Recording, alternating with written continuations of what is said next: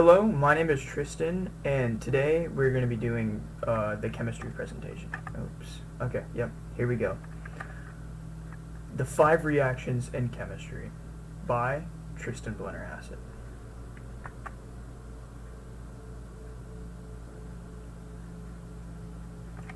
Overview. We're going to take a dive into the 5 different kinds of chemical reactions in chemistry. The first type of reaction is a synthesis. Damn it, bro. Okay, dude. Honestly, I can't. Okay. Here we go, boys. None of you are watching. I don't know why I'm so nervous. Okay. The 5 Reactions in Chemistry by Tristan Blennerhassett.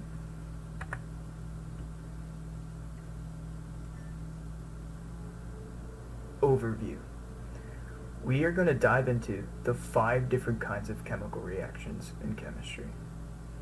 The first type of reaction is a synthesis. Oh, bruh!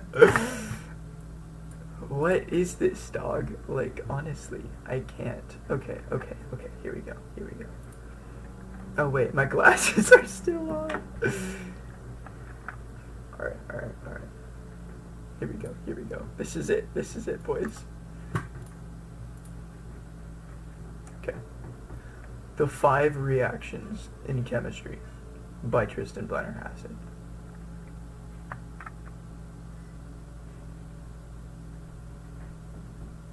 Overview.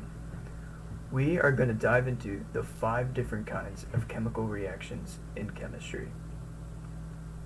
The first type of reaction is a synthesis reaction. This is when 2 atoms are bonded together. The second type is a decomposition reaction, where 2 bonded atoms separate. The third type of reaction is a single replacement, where a single atom takes the place of another single atom in a bond. The fourth type of reaction is a double replacement reaction, where 2 atoms take the place of another 2 atoms in a bond. The fifth and final type of reaction is a combustion reaction, where the reaction has a power source and reactants which combust to create energy and byproducts from the reaction. These 5 types of reactions are the main reactions when we're talking about chemistry.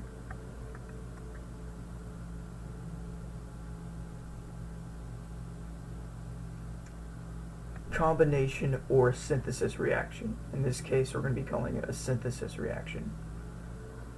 As you can see in the diagram above, the way synthesis reaction works is simply 2 atoms being bonded together. A plus B, these both being 2 separate atoms at the time, equal AB, which is a singular bond. And now we're going to be getting into photosynthesis, which is a kind of reaction. The hint is in the name.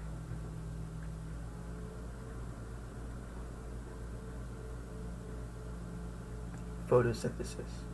The chemical equation for photosynthesis is 6CO2 plus 6H2O, which is equal to C6H12O6 plus 6O2. Photosynthesis takes carbon dioxide and water and sunlight, and once all of those are synthesized together, the product is 6 carbon, 12 hydrogen, and 12 oxygen in total.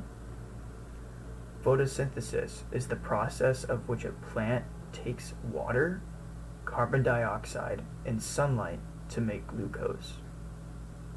As you can see on the picture to the left, that is a plant that was in my backyard.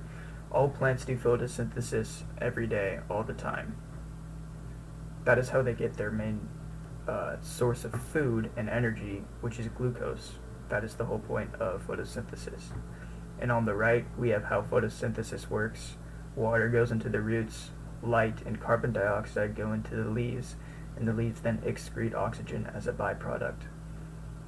And that is how plants do photosynthesis.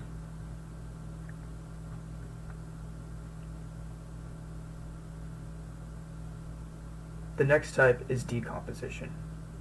Decomposition is when 2 atoms separate from a bond.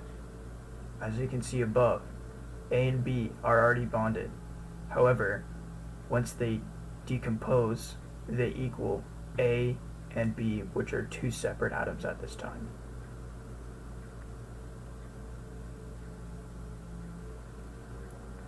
For decomposition, we're going to be looking at a carbonic acid reaction. The chemical equation for this is H2CO3 equals H2O plus CO2. In this reaction, carbonic acid found in carbonated drinks, usually sodas, decomposes and breaks down into water and carbon dioxide. This reaction occurs when the drink is unsealed, and carbonic acid decomposes when it is exposed to water or warm temperatures. Most sodas are made up of around 95% water, and this is why the reaction occurs most of the time. At the bottom left, you can see all the bubbles forming after the drink was poured out and opened. That is the carbonic acid reacting, as well as the carbon dioxide coming out. And to the top, we have the structure of carbonic acid, which is once again made from carbon, hydrogen, and oxygen, C2CO3.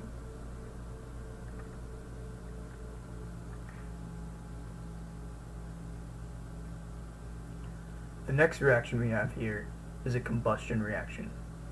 In this example in the diagram, it's atom CXHY plus O2, which then combusts, and the byproducts are CO2 plus H2O plus fire, flame, or what they really are is heat and light energy.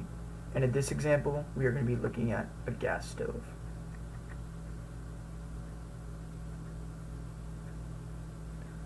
So for a gas stove, it's obviously not a gas stove reacting. The gas stove is what allows the reaction to happen. We're really dealing with methane and oxygen here. So the chemical equation is CH4, which is methane, plus 2O2, which is oxygen. That equals CO2 plus 2H2O. In this reaction, methane and 2-oxygen combust, which creates heat energy. Then it produces carbon dioxide and water as a byproduct. Combustion reactions usually involve oxygen and almost always end up creating some form of energy, usually in the forms of heat and light.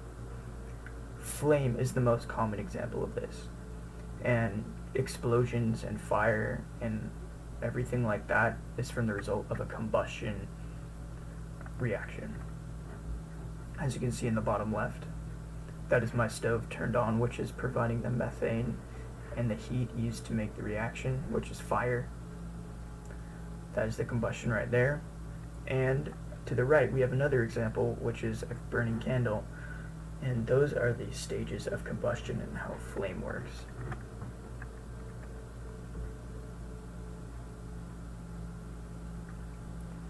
The next one we have is a single replacement reaction. These are a little more complicated than the ones we previously took a look at.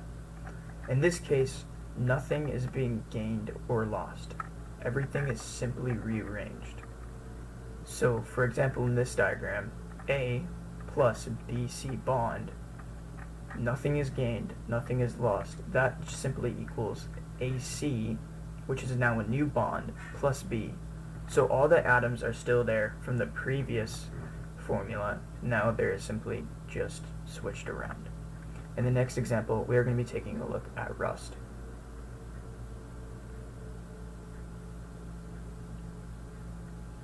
Rust. Chemical equation for rust is Fe plus H2O is equal to Fe2O3 plus H2. When iron reacts with water, it oxidizes, and it's an A, B plus C formation.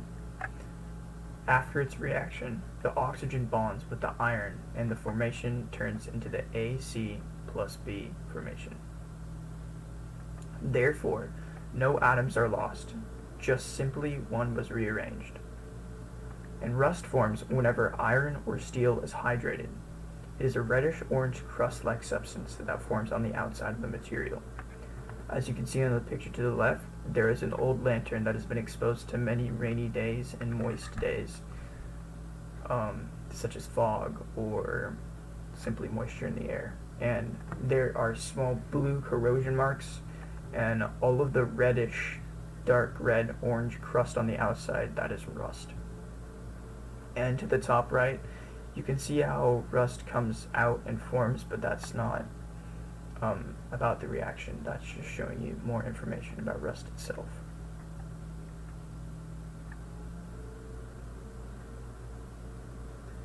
Next is the double replacement reaction. This is just like the single replacement reaction, except it is two atoms being rearranged instead of one. And once again, nothing is being gained or lost, simply rearranged. As you can see, the AB bond and the CD bond are being combined or synthesized. Then they're equal to AD plus CB. Nothing here has been lost, nothing here has been gained, the atoms are simply rearranged. The next example we're going to be looking at is vinegar and baking soda.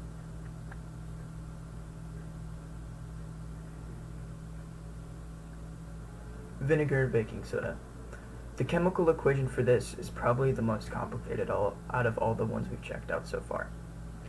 It goes NaHCO3 plus HC2H3O2.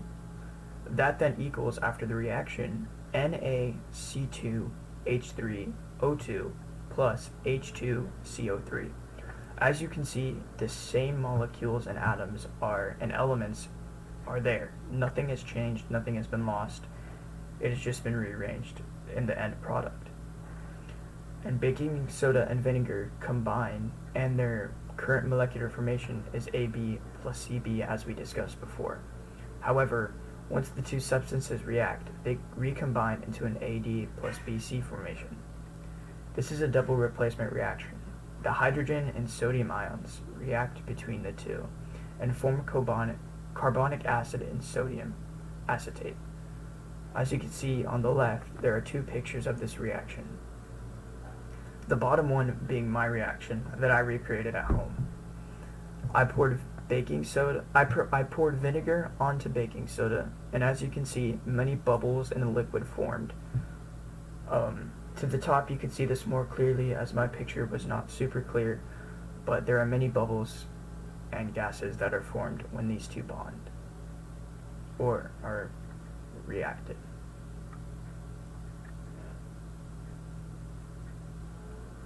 Thank you for listening to my presentation on the 5 different kinds of reactions in chemistry, and these are my works cited, which will be provided in the PowerPoint. Thank you.